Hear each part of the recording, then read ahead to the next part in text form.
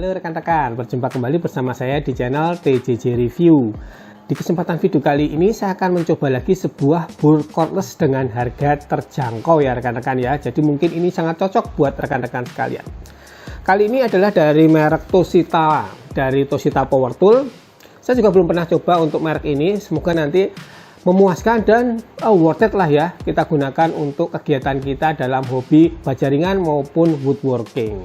Oke rekan-rekan, langsung saja nggak usah lama-lama, kita akan tes untuk mesin bore cordless dari Toshitta Power Tool ini.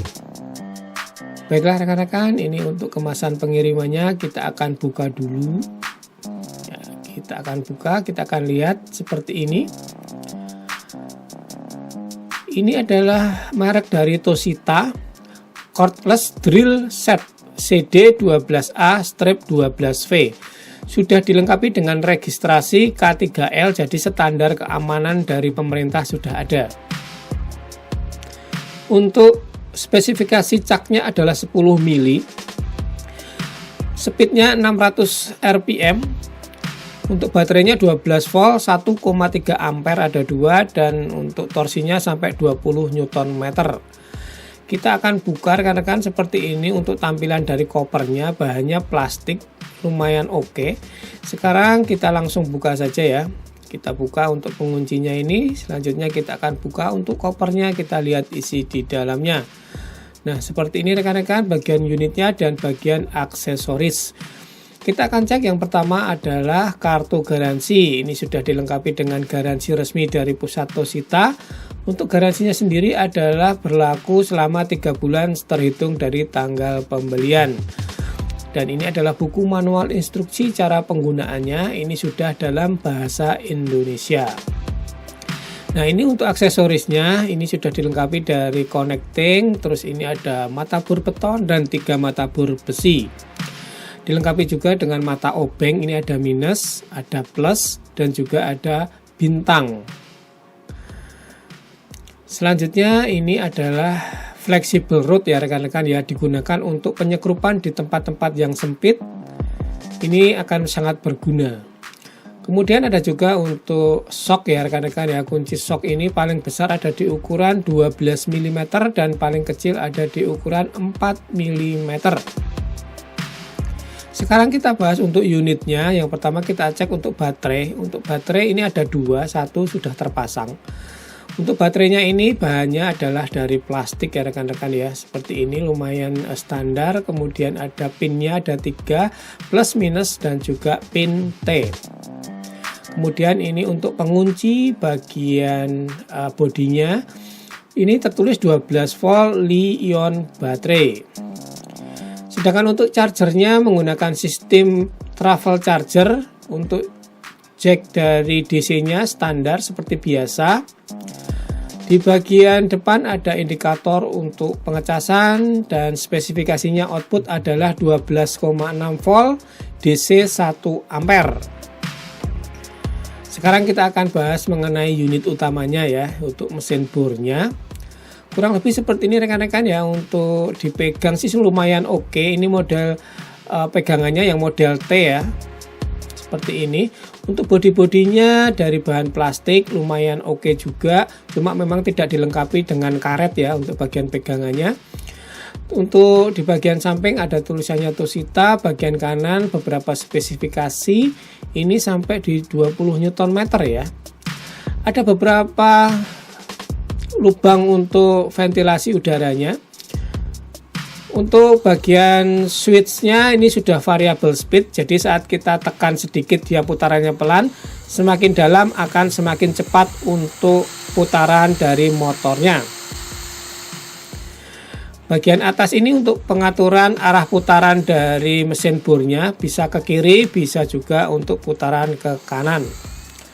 Di bagian atas tidak ada untuk pengaturan gear 1, gear 2, dan untuk bagian depannya ini untuk mode pengeboran dan juga untuk mode penyekrupan ini ada 18 step dari 1 sampai 18. Di bagian depan untuk caknya ini penutupnya masih bodi plastik dan belum single lock ya rekan-rekan ya, masih harus menggunakan 2 tangan untuk menguncinya.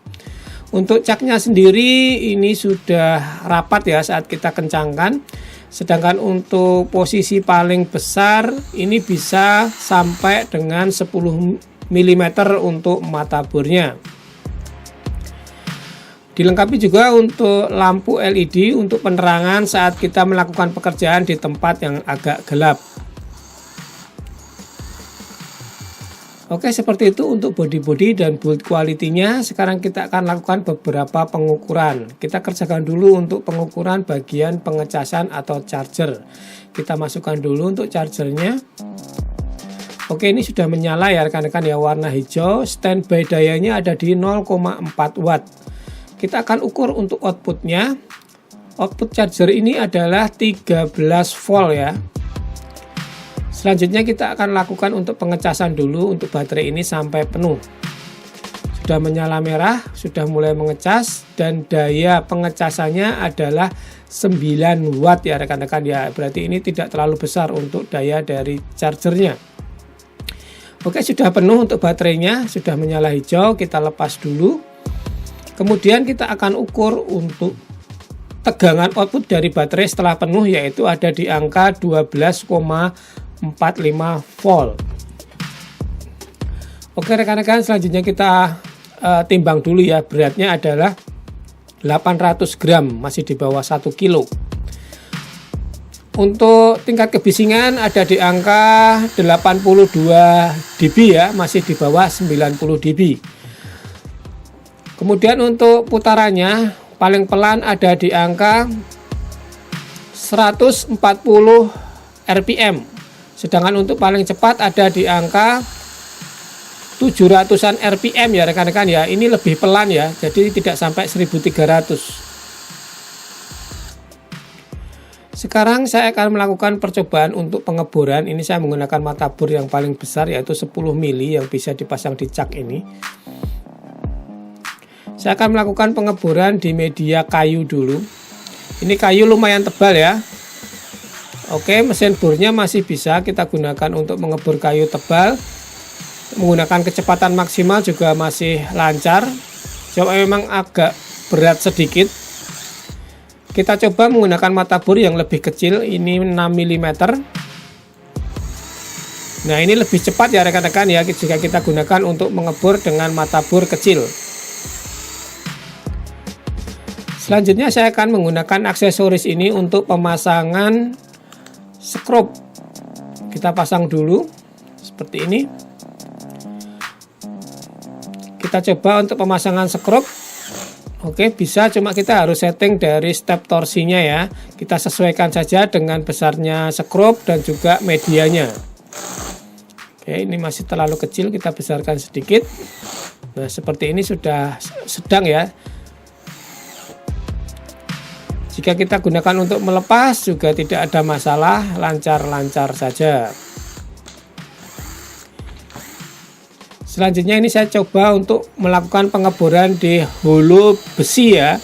Ini tebalnya 2 mili. Agak lama untuk pengeboran besi karena memang kecepatannya harus pelan, tidak terlalu kencang.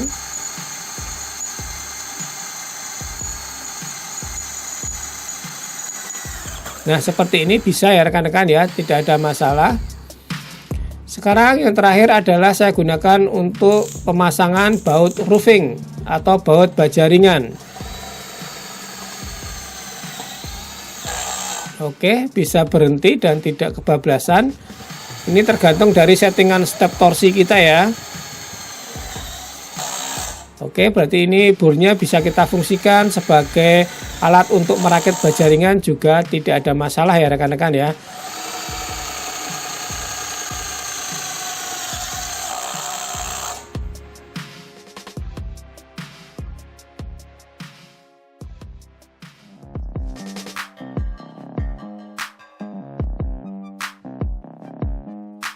Baiklah rekan-rekan, barusan sudah kita coba mesin bor cordless dari Toshita CD12A-12V. Setelah saya melakukan beberapa pengukuran serta pengetesan tadi, saya sudah membuat beberapa kesimpulan. Untuk dari segi kelebihannya, memang untuk mesin bor ini adalah dari segi harganya. Jadi di bawah harga 300.000 kita sudah mendapatkan mesin bor, dan juga untuk kelengkapannya lumayan lengkap ya rekan-rekan ya. Jadi kita bisa menggunakan kit ini untuk pekerjaan kita. Untuk dari segi boot quality-nya sudah lumayan oke, walaupun memang di sini belum tersedia untuk karet supaya tidak licin, tapi tidak masalah juga. Dari segi performa sih standar-standar aja ya, untuk pekerjaan hobi dan di rumahan ini masih oke banget. Yang paling saya suka adalah dari beratnya. Ini beratnya tidak terlalu besar ya, jadi memang masih di bawah 1 kilo. Ini cocok untuk pekerjaan di atas saat kita naik-naik memasang rangka baja ringan. Ini oke ya rekan-rekan ya, tidak terlalu berat, ringan dan simple ya, karena baterainya tidak berada di posisi bawah. Jadi ini bisa kita kantongin, kita bisa bikin untuk tempat bornya lebih mudah. Sedangkan untuk dari segi kekurangannya mungkin memang bagian charger ya, chargernya itu masih di bawah 1 ampere saat tadi kita ukur. Jadi untuk pengecasannya masih di atas 2 jam untuk satu baterainya.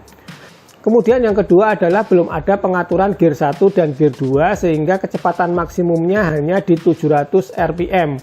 Tapi walaupun seperti itu, ini sudah cukup lah ya untuk pekerjaan kita di rumahan, untuk pemasangan skrup, untuk pengeboran yang ringan-ringan. Untuk dari segi harga sendiri ini adalah kisarannya masih di bawah 300.000 ya, sekitar 270-an ribu rupiah. Jadi untuk kesimpulan akhirnya menurut saya sih secara performa dan kualitas ini adalah standar ya rekan-rekan ya. Cocok sih digunakan untuk di rumahan, sebagai kita hobi, untuk kita membantu pekerjaan kita yang ringan-ringan. Dan tentu saja cocok buat rekan-rekan yang mungkin mencari mesin bor cordless dengan harga terjangkau tapi dapat membantu pekerjaan kita dengan lancar. Oke rekan-rekan, kurang lebih seperti itu ya untuk review kita kali ini, mesin bor cordless dari Toshitta dengan harga yang terjangkau tapi kualitasnya juga lumayan. Buat rekan-rekan mungkin yang tertarik bisa cek saja di deskripsi video, di sana ada link informasi dan juga untuk link toko online dari Toshitta ini. Rekan-rekan bisa cek di sana. Terima kasih buat rekan-rekan yang sudah menonton video ini dari awal sampai akhir. Jangan lupa diklik dulu tombol subscribe-nya. Yang suka dengan video ini silahkan klik like. Yang tidak suka mau dislike pun tidak apa-apa. Sampai berjumpa di video selanjutnya dari channel TJJ Review. Terima kasih dan tetap semangat.